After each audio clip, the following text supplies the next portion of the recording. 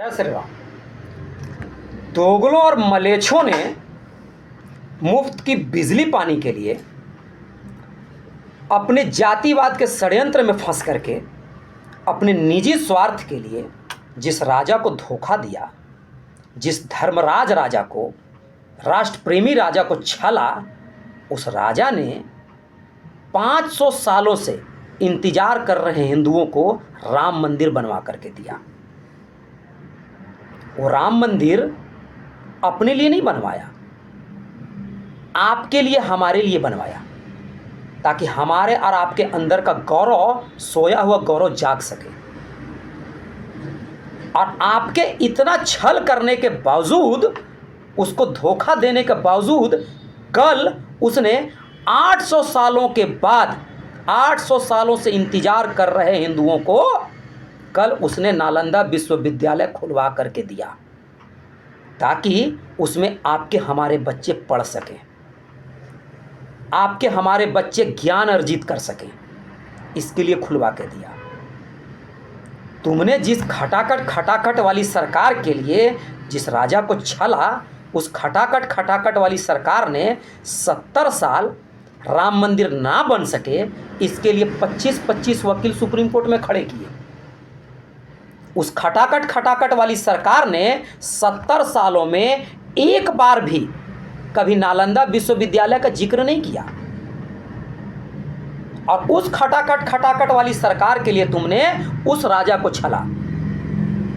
जो G20 भी अगर करता है, जिसमें 20-20 देश के प्रधानमंत्री और राष्ट्रपति आते हैं, तो उनके सामने ताजमहल की तस्वीर नहीं रखता है, कुतुब मीनार की तस्वीर नहीं रखता है, लाल किला की तस्वीर नहीं रखता है, नालंदा विश्वविद्यालय की तस्वीर को रखता है।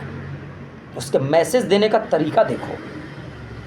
वो 20 देश को बताता है कि तुम लोग जो आज सीख रहे हो, या आज से हजारों वर्ष पहले हमने सीख करके उस पर किताबें लिख दी। तुम जो आज रिसर्च कर रहे हो, उस पे हमने आज से हजारों वर्ष पहले रिसर्च करके किताबें लिखी हुई हैं।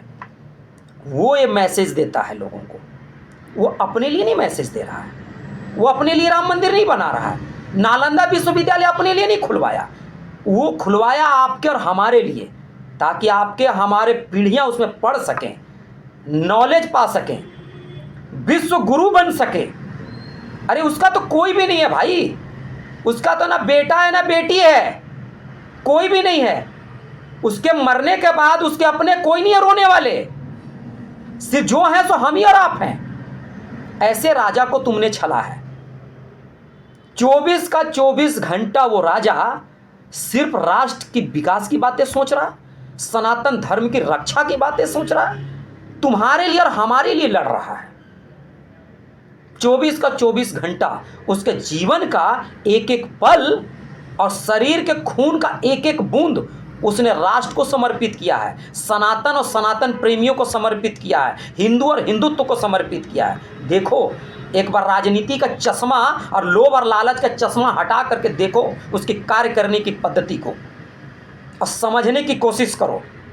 सिर्फ नफरत करने के लिए नफरत मत करो, विरोध करने के लिए सिर्फ विरोध मत करो, कुछ ज्ञान का भी इस्तेमाल करो।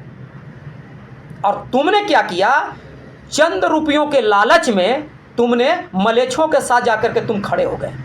उन मलेच्छों के साथ जो हमारे यहाँ आए थे खाना मांगने, जो हमारे यहाँ आए थे अपना पेट भरने, और बन गए हमारे यहाँ आक्रांता, बन गए लुटेरे, बन गए चोर और डकैत, जो आज भी लूट रहे हैं तुमको, जिसने तुम्हारी मंदिरों को तोड़ा, तुम्हारी बहू बेटियों की इज्जत को लूटा, तुम्हारा धर्म परिवर्तन कराया, तुम्हारे अपने देशभक्त और राष्ट्रभक्त राजा को जिसने हत्या किया, उस मलेच्छों के साथ तुम खड़े हो गए।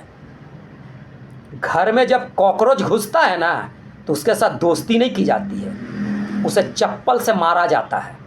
और तुम उसके साथ खड़े हो गए अपने राजा को छल करने के लिए। शर्म आनी चाहिए तुमको। दोगले मत बनो, कट्टर हिंदू बनो। अपने राष्ट्र के लिए और अपने धर्म के लिए लड़ने सीखो। और लड़ नहीं सकते हो तो जो लड़ रहे हैं उनके साथ खड़े रहो। तुम्हारे लिए वो लड़ रहा है।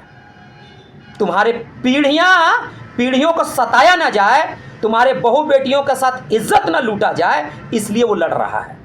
तुमको भी कश्मीर की तरफ भगाया ना जाए, तुमको भी केरल और बंगाल की तरह मारा ना जाए, इसलिए वो लड़ रहा है और तुम उसके साथ छल कर रहे हो। याद रखो, अगर तुमने इस राजा को धोखा दिया तो तुम खत्म होने की कगार पे हो।